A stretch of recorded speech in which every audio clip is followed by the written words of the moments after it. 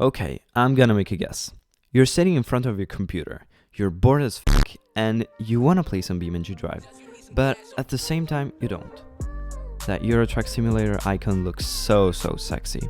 I know that feeling, I've been there myself. So in this video, I want to show you what you can do in case you're in this situation and you're just so bored that even just double clicking that icon is too much. But trust me, there are a lot of things you can do and you'll probably feel better after trying some of these things out. So let's just get right into it.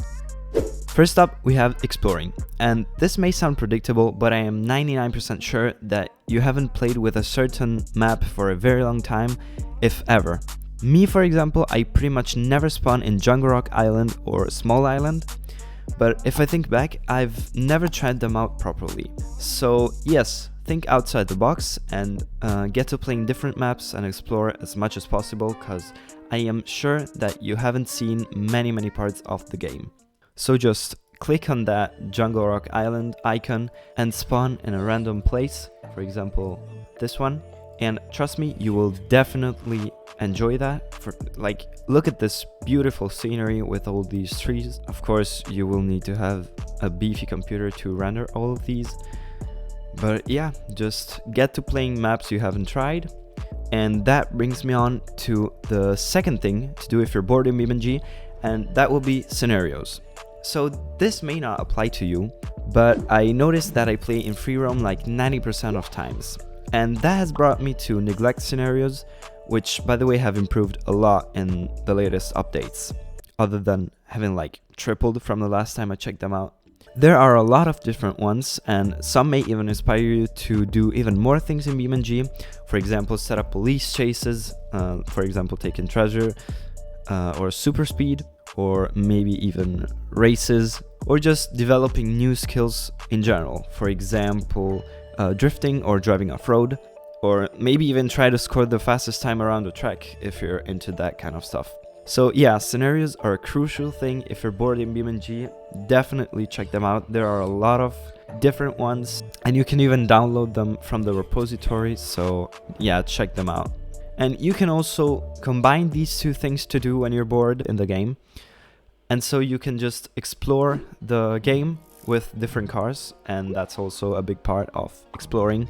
And that brings me to the last thing to do if you're bored, and that will be mods. So that includes car mods, maps, scenarios, configs, you name it. Mods are a great addition to the game, and they really do make the game more diversified in some way. You just have to watch out for which are the best mods for you. For example, you may find maps to be very interesting, for example this German Autobahn mod, which I'm actually gonna download because it seems to be pretty sick. I find real car mods to be the most interesting at the moment. They make the game feel more realistic and they are very entertaining, because it's like the devs added cars to the game if you find the right ones, because yes, there are a lot of mods that are made very well. And mods can even be useful to explore more maps. For example, I've just downloaded this German Autobahn mod, and if I were to maybe download some German cars, for example some BMWs, some Audis, I could theoretically have everything themed Germany, so that would be quite interesting. And some maps even support traffic, so you could add real car mods to a map like this, and that would be very realistic.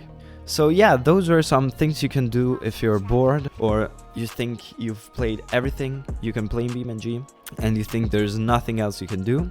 I hope you enjoyed and learned something from this video, and I hope you will have a great time playing BeamNG. If you want to know how to get more FPS in BeamNG Drive, you can check out the video on the right. See you in the next one. Bye!